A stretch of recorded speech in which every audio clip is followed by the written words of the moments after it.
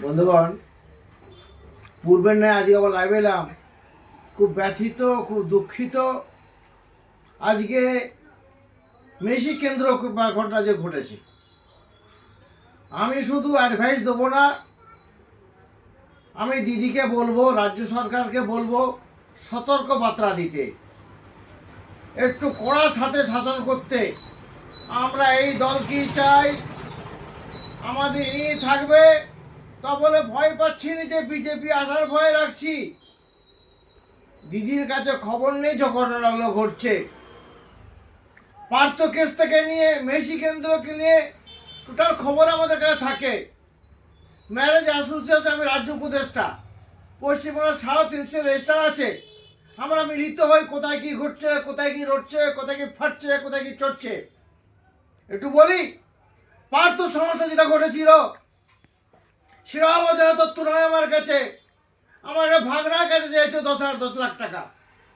5 লাখ থেকে 90,000 থেকে টাকা তোলা হতো, পাত্রর কাছে পৌঁছে তো 6 লাখ টাকা।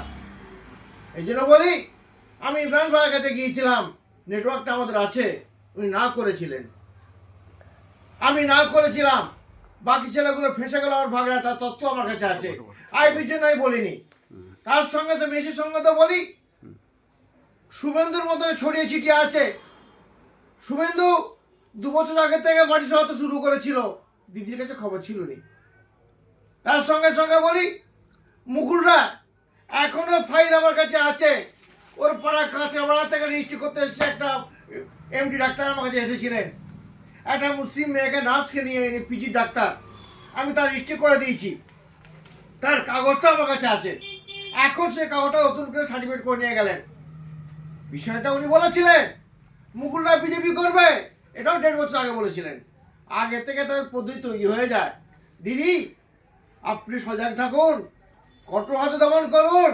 আমাদের বডি ঠিক আছে, ছাঁচি বেলার মতন ভেতরে গেরুয়া উপরে গ্রিন। দল পাল্টালি বল পাল্টাবে। আপনাদের বলছি,